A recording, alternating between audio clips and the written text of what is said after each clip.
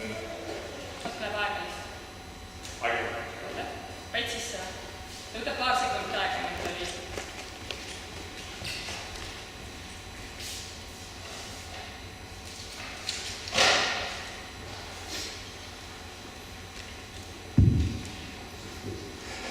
Suur aitäh kutse eest ja väga huvitava teema pakkumise eest, tänu millele ma sain jälle oma inimesi ja oma tantsu veidi teise nurga alt vaadelda ja avastada. Minu päevatöö on Tartu Ülikoolis, ma õpetan soome keelt ja kultuuri, keelt isegi rohkem kui kultuuri asju, aga taustaks on folkloristi haridus Helsingi Ülikoolis ja siuke aktiivne rahvatantsu tegevus. Siis kui Soomes veel elasin ja nüüd siis siin Eestis ka, rohkem kui 20 aastat siin elatud. Selle aastaga ma olen järjest rohkem hakanud mõtlema ka, et peaks kunagi oma väitekirjaga vist edasi liikuma, seda enam meil on nii suurepärased eeskujud siin Tallinnas olemas ja oli õnne siis ka minu poolt sellele. Aga kontekstis, millest mina siia tulen rääkima, siis on tõesti Eesti soovus või Ingeri soovus ja Tartu praegusel 2018. aastal. Tartu Ingeri soovuse selts oli esimene Nõukogude Liidus, mis asutati 30 aastat tagasi sügisel. Ja kohe algusaastatel seltsis tegutses 2 tantsurühma. Oli segarahvatantsurühm ja naisrahvatantsurühm. Ma ei ole väga põhjalikult küsinud või uurinud, mis repertuaar ja kuidas siis tantsiti, aga nii palju, kui ma aru olen saanud piltidest ja meenutustest, oli see, nii nagu 80-ndatel paljuski oli autoritantsu, lavatantsu, Eesti tantsu. Et taheti lihtsalt kokku saada ja tantsida. 15 aastat on koos käinud ka meie rõõmdüska, millega ma ei ole seotud kohe algusest, see ei ole nagu minu loodud, vaid rühm oli olemas, kuigi üsna varsti esimesel sügisel ma siis ka liitusin ja oleme siis koostööd teinud. Rühm on väga omamoodi ja ma olen väga teadlik, et minu ideaalid ei pruugi kattuda sellega, mis kõik teised arvavad. Mu meelest ma ei ole õpetaja, isegi juhendaja mitte. Ma tuleksin rühma oma teadmiste ja kogemustega, siis ma loodaksin, et keegi teine tuleks oma ilusa murdekeelega või organiseerimisvõimega või lauluga. Ja vahest õnnestub see siuke dünaamika meil paremini, vahest siiski on siuke väike hõõrumine, sest on ka neid, kes arvavad, et nad tulevad sellises või et osalevad sellises ülevalt juhitud autoritaarses rühmas, mida ma ei taha, ma ei jaksaks ja ma ei saaks ka, sest meil mingisugust organisatsiooni taga ei ole, et me oleme küllaltki üksi oma Ingeri tantsuga Tartu. Tegelikult terve Vene, Soome, Rootsi ja Eesti kontekstis. Ja enne kui ma rohkem rääkima hakkas, ma pean vist allikakriibi peaks taustaks ütlema, et jälle on pikk talv selja taga. Mulle tundub tantsuga on sel talvel läinud isegi paremini, inimesed on aktiivsemad, aga üllataval kombel jälle, kui need 2-3 esinemist, me palju ei esine, on tulemas. Sotsiaalsed pinged on nii suureks kasvad, et võib-olla minu toon on veidi kriitiline selle pärast, et meil seal üleeile ka proovis. Oli väga erinevaid arvamusi. Okei, kui ma kompetentsile mõtlema hakkasin, tegin väikse nimekirja nendest, kes praegu tantsivad ja kes meil on pikemat aega tantsinud, võib-olla praegu ei osale, ja ma üritasin neid grupeerida, et endale lahti mõtestada, miks sarnases kontekstis on tantsijate kompetents nii erinev. Ma toetusin jututraditsioonile põhinevale pärimusorientatsiooni mõistele, mis on minu oma õpetaja, folkloristika professori Anna-Leena Siigal tehtud.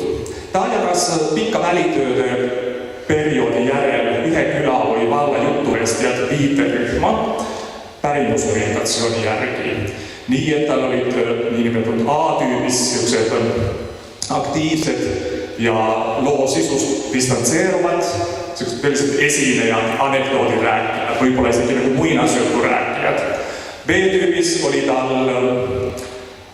nagu sisule samastuvad juhuvestjad, kes rääkisid siis nagu kohapärimust ja moraali. Nad olid sellised pärimuse vahendajad, edasiandjad ja ka lahti mõtestajad. C-rühmas oli tal sellised passiivsed, veidi introvertsed, rohkem nagu kelle jaoks ka pärimus on tõtt. Et sellised nagu usundi poole kalduva pärimusega rääkijad, kus olid samastavad aktiivsed, isegi sellised nagu, keda iseloomustavad veidi nagu egoistlikud, et räägivad kõik lood nii, nagu need oleksid minu omad ja räägivad neid palju ja aktiivselt. Ja siis oli veel selline huvitav passiivne distantseeruv, näiteks ühe usulahu jutlustaja, et selle oma rolli tõttu ei saa nii rääkida seda kõike, mida ta oleks osanud. No, see oli siis suulisest pärimusest ja võin mõtlema, et kuidas seda siis tantsuse kontekstis kasutada. Tantsu defineerimine on raske. Definitsioonid on ühest küljest hästi laiad, teisest küljest tundub, et nagu nii need kõike ei seleta või katta. Siin on originaalkeeldes, ma ei hakka eesti keelde tõlkima, paar Soome kontekstis, siin on Leia Virtase kirjeldus just Inkeri regivärsilise laulutantsu poole pealt, mis seal tähtsad, ja siis Petri Hoppu artikli kaudu mõned nägemused, et mis tants on. No kui neid nüüd vaadata, me ei pea neisse väga süvenema, aga tundub, et seal tõuseb alati see rütmiline pool, liikumine, mis on erinev töö tegemisest. Ja siis see kultuurne pool, ehk et liikumisel on tähendus. Nüüd, kui ma uuesti neid vaatasin, tundub, et oleks olnud võimalik ka sotsiaalne pool seal veel kolmandana välja tuua. Aga piirdusin seekord kahega, siis ma panin pluss ja miinuseid, et kas tähtis meie osalejatele on sisu, ingerisoomus, ingerus või laiemad Läänemere soomus. Meil on Eesti tantsijad ka, kes lihtsalt on tahtnud seda oma, kelle jaoks pärimustants ja rahvapärimus on tähtis, kes osalevad. Või on sellisele tantsule ja tantsuoskusele orienteeritus nagu tähtsam. Ja nii ma siis panin, et kui mõlemad on tähtsad, siis ma panin avaks, 7 tükki sain oma inimestest ja huvitav, et seal on enamuses mitte hingerlased. Vaid et need, kes juba meie juurde tulevad, siis nendel kipul on väga-väga tugev motivatsioon ja teadmine, milleks nad sinna kolmapäeviti kogunevad. B-rühmas siis nii, et ingerus on tähtis, aga tantsuoskused jäävad vajaka või isegi ei ole nii suurt huvi. Seal on ja valdav enamus nendest, kes on ingeriperedest pärit. C-rühmas, kus ingerus ei ole nii tähtis, aga tantsitakse hästi, seal on tüüpiliselt sellised sõbrad, paarilised, kavaleerid. Ma võtan Eesti rühmast, sest ma tahan hästi tantsida, ole 2 talve minuga rönduskas ka. Ja siis see veidi müstiline tee, kus tundub, et kumbki ei ole. Aga nad ikka käivad. Ja seal on mõnest midagi sarnased introvertsed, kui oli selles Hiigala liituses ka, et vähemalt ma ei saa täpselt aru. Võib-olla, nad ka tahavad olla. Siin grupeerimisel ei ole midagi uut, Eestis on palju tehtud ka, aga ma ei intervjueerinud, vaid ma võtsin seda 15 aastat kui pikka väliprotsessi, et ma olen neid jälginud ja ma neid inimesi ju tunnen, oleme palju vestelnud ja arutanud asju. Aga Siigala rääkis, et orientatsioon ei ole püsiv, stabiilne, vaid kujuneb aastatega. Ja väga ilus näide oli siin juba aastaid tagasi, kui arutasime rühma asju. Üks veidi minust vanem naisterahvas ütles, et jah, et alguses ta tahtis käia ingeriseltsis. Ja väga nagu sellist pingutada või ennast proovile tantsula panna ei tahtnudki. Ja siis ütles täitsa siiralt, ja küllap seda oli minu käitumisest näha ka. No oli natukene, aga tal on õigus oma käitumisele. Aga siis joogaharrastuse ja meiega tantsimise kaudu ta ütles, et aga tegelikult ma hakkas meeldima. Et nüüd ma saan nagu aru tantsust ka. Nii et ta mu meelest selgelt liikus nagu sealt B-st A suunas. Ja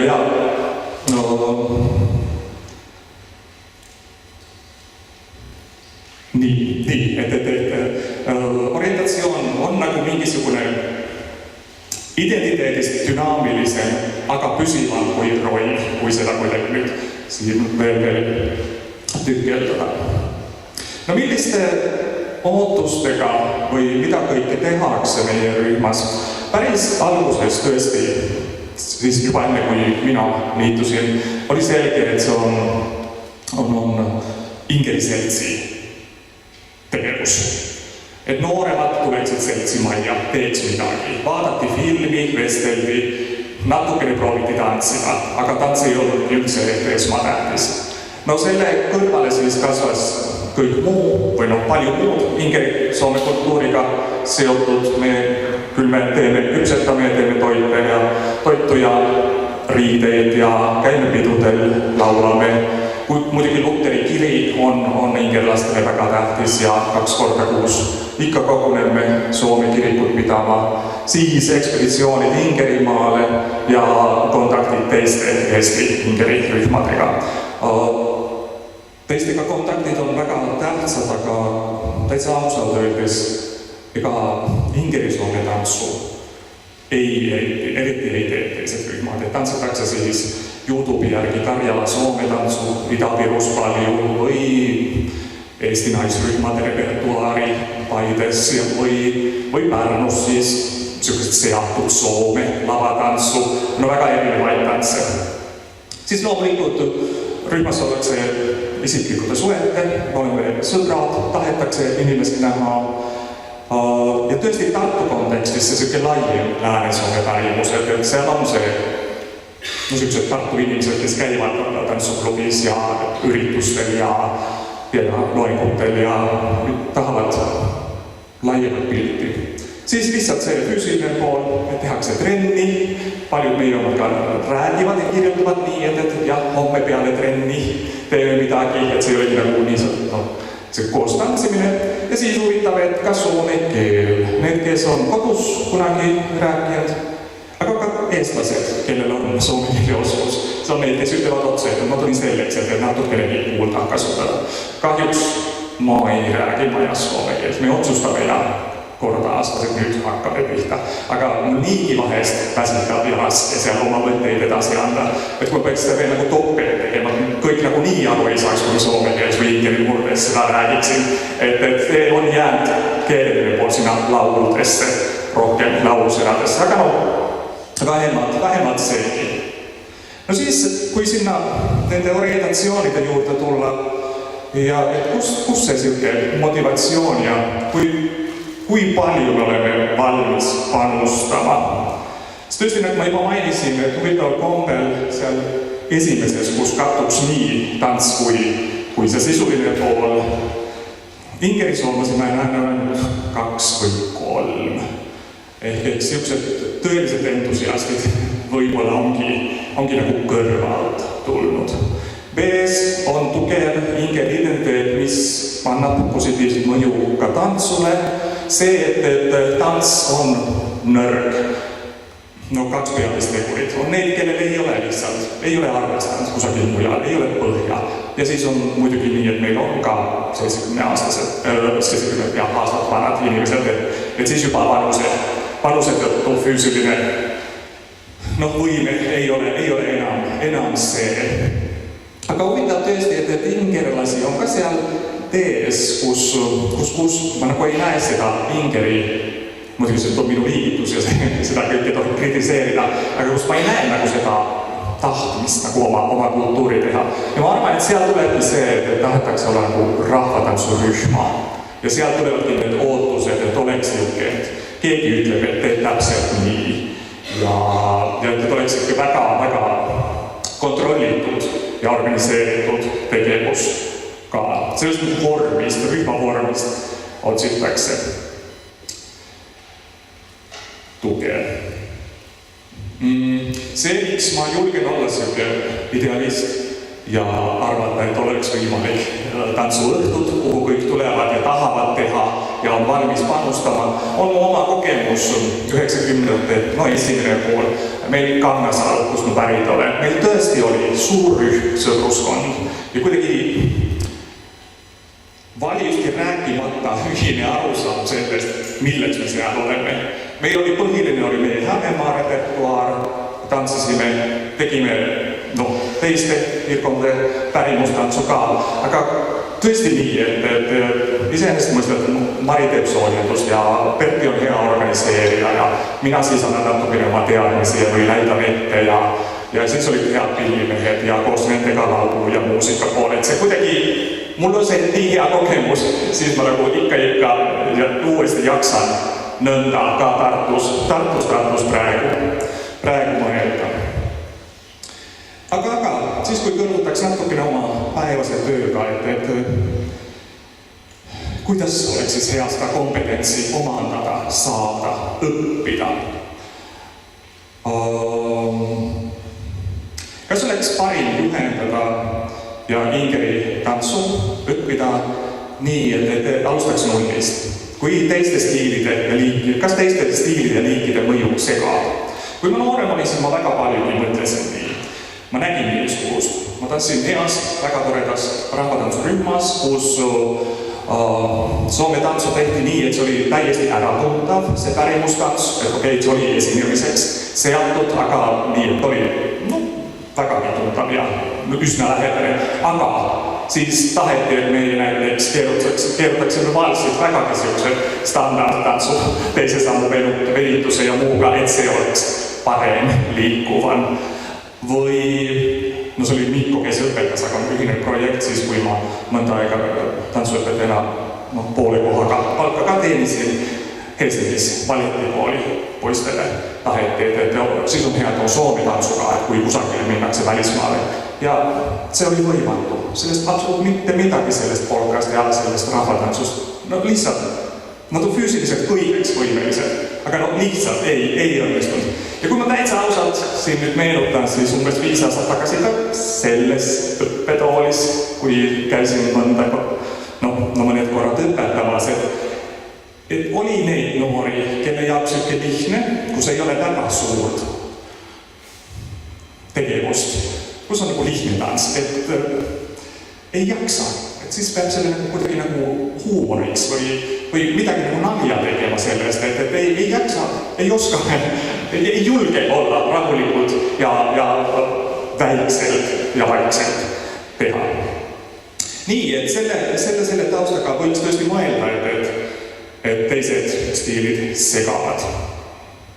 Ja et tantsule kui sellisele sobiks behavioristlik mõtlemine, et korraldame ja trillimine, sest tants kui selline on juba tore, sa viitsid korrata, sa tahadki selle sotsiaalne tugi või tantsu on võimalik tükeldada, meil on tuurid, meil on tantsuosad, et just see tüüpiline, et õpime ühe selgeks ja siis liigume edasi ja väldime ebameeldivaid tundeid ja üleõppimist kordame nii palju. Vähemalt Soomes siis 90-ndatel sellest paljuski loodusteaduste mallile põhinenud behaviorismist liiguti kohti konstruktivismi ja keeleõppe puhul tähendaks seda, et mitte miski ei sünni tühja, siis kui me ütleksime, et me ei oskagi üldse, see on null, see ei ole null, et me tunneme ära numbrid ja linnade nimed ja me näeme, kus on pealekiri, et meil on alati, me ehitame oma kompetentsi millegi peale. Ja tegelikult, kui ma tantsus, siis mõtlen, siis tänapäeva Eestis on võimatu mõelda, et keegi oleks täiesti puhas tahvel, alustaks nullist, selline tabula rasa. Igaühel on ettekujutus rahvatantsust. Tihti see on autoritants või tantsupeo kogemus, mis on tugev, vähemalt kõik on näinud. Ja rühmas ma olen pannud tähele, et tuge niisugusest ettekujutusest otsitakse just enne esinemisi. Ja väga tihti nii, et mina nagu ei osale selles protsessis. Ja mis siis on rahvatants selle jaoks, kes rahvatantsu teinud ei ole? Et mida ta paneb tähele? Et paar näidet, minkä se kaarnastakaan kakutumistanssika, ja on ju loomulikult, että eelmänguajaline võtab mingisuguse toonuse ja hakkab natukene liikuma. Ma tean, mulla on ka kompleks. No, 2 viimast sammu. Aga siis ryhmä omakeskis leppis, ei, teemme niin, että 5-6 ja siis juoksemme. Että kuitenkin väga toimintatut. Voi käät, että siellä Inkeri Viipurikantin piirillä tanssitte minkin määrän. No Karjala on rohkeampi, aika mä oletan, että Inkeri on natukelle se progressionin tanssi, kun on se rahopäräisyyden vinkunteeraaminen. No, se on liikkapolka moodi. Aika tietysti se, että kuinka siis käät töysevat. Että se on aika kuitenkin iseloomuinen rampatanssulle, aika ihminen, kelle ei ole pohjasista, tietysti on ne nattukkene. Että siis meidän vinkunteeraaminen oli umpes niin sukuisen. Että peat tystmaa, aga ei ole nagu oskust, julkust, rohkeamma, ei ole niin läpimõeldud. Ja niin, ehkä olko siis jopa päris oskuset tanssusta, mitte sellaiset oletetut asiat. Sest keegi ei ole täiesti noin. Tegelikult tanssutaustasta on väga palju abi ja parimmat kombinatsioonit onkin ollut siis kui tugev tahtmine ja identiteet ja siis mõne tantsuoskus. No kellega kõige rohkem tegutsen on eurütmiaõpetaja ja kellega mulle tundub, et kõige paremini liigub. Et see ei pea tingimata selline lavatants või autoritantsu põhi olema, millest on abi, aga on ka neid näiteid muidugi. Nimelt näiteks sihukese tehnilise oskuse lisaks näiteks arusaam sellest, et kus mu keha liigub. Et me videosid kasutame üsna vähe, aga siis kui sealt vaadata, et no tüüpiline, et tegelikult meil läks väga hästi, kui oleme kusagil olnud. Ja kun ma olen veidi kriitiline, ja siis ma nagu alles hiljem arusan, et me tõesti ei saa aru, kas ta liikus või ei liiku. Ta võib-olla tõesti jääb seisma terveks kontuuriks. Ta ei hilines, ta ei osanud alustada. Aga ikka, kui lõppu jõuame, on inimene arvamus, et no üsna hästi läks siiski. Ehk sihukest ka, mis tuleks teiste tanssudega paremini. Nii, või siis nüüd on liigutud sihukese Van Lieri järgi soome keeleõppes sihukese ökoloogilise lähenemise. Ehk mõeldakse, mis on see reaalsus näiteks keeleliselt, et mida kõiki keeli ta näeb, kuuleb päeva jooksul. Ja võikski mõelda siis sihukesest liikumise antropoloogia seisukohast, et mida kõike tanssija meil praegu näeb. Ja siin mu meelest nagu see õppimisteooria tuleb vägagi selle orientatsiooniga kokku. Ehk me fookuses olekski tõesti see tanssija inimene ja see, kuidas tema, mis võimalused tal on ja mis ta tegelikult teeb. Ühest küljest see võib olla siis, et sobiks väga hästi pärimustantsule, teooriatest siuke sotsiokultuurne lähenemine või ökoloogiline, aga loomulikult seal on siis küsimus ressurssis, nii nagu selle teooria on mõnes 2 nõrka poolta alati, et ressurss ja huvi või motivatsiooni tekitamine. Et kui seda ei ole, et siin kuidagi eeldatakse, et inimene tunneb huvi nähtuse vastu. Et ma ei jõua kõikidega tantsida. Nüüd ma olen 15 aastat tegutsenud, ma nüüd nii palju inimesi on umbes 20, kui mul see alguses oli, ma tunnen ja oskan nende kaudu hinnata, aga kui oleks mul palju rühmi ja suured üritused, siis mitte. Ja veel lõpuks, et kas see kirju kompetents õpetab meile midagi tantsust ennast, kas ta näitab midagi. Inkeri tantsus on erinevaid liike ja rõnduskätest, mida me palju tantsime, seal tundub, et tegemist on palju. Seal laudakse, on võimalik väikseid samme teha, hästi selgelt, millised tuurid on, 2-3 tuuri ühe paariga ja siis vahetame, läheme järgmise juurde edasi. Seal väga selgest nagu ruumi manerismile või võõrastele ei ole.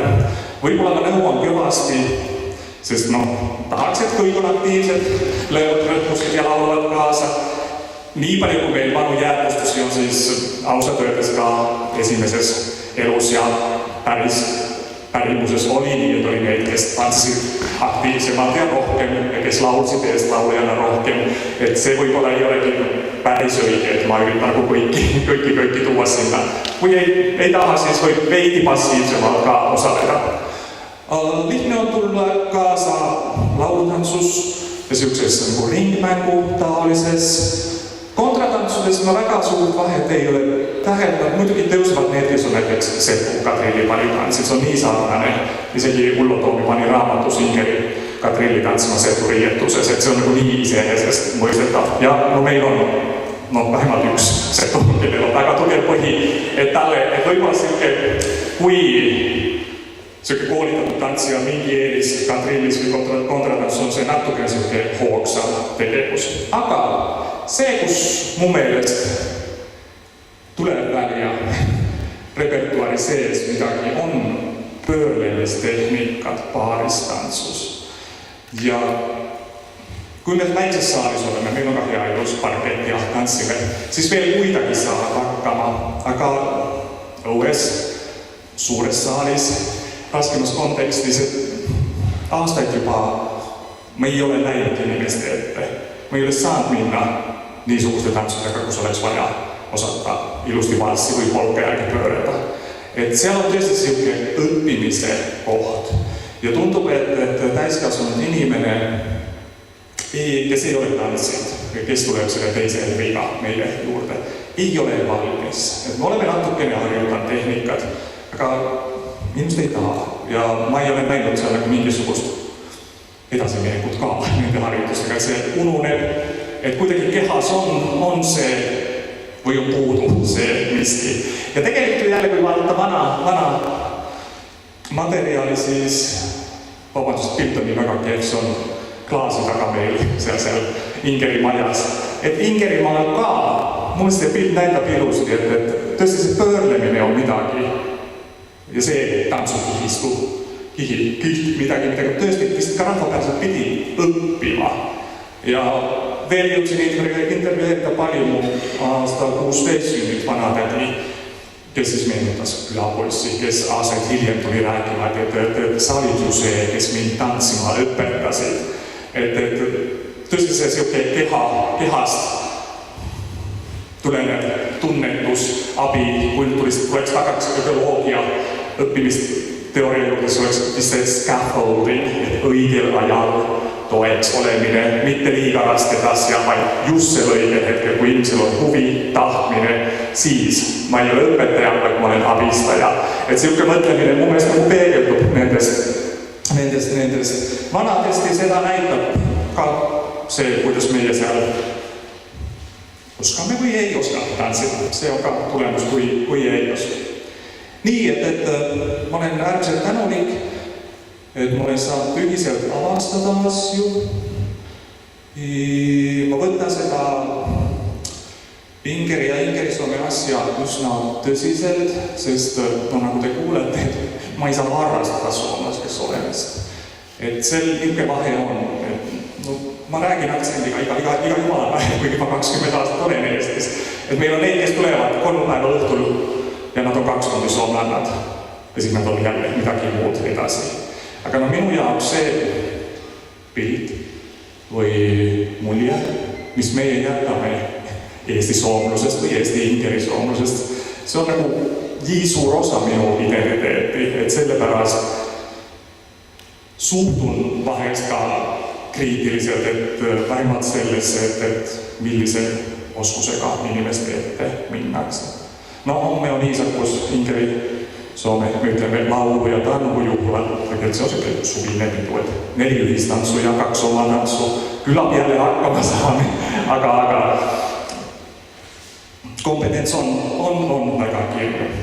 Aga selle kõige kaudu on mul olnud võimalus Eestis laiemaltki selle pärimustantsu kontekstis kaasa teha ja ka siin olla ja suur aitäh, et mul seda lubate.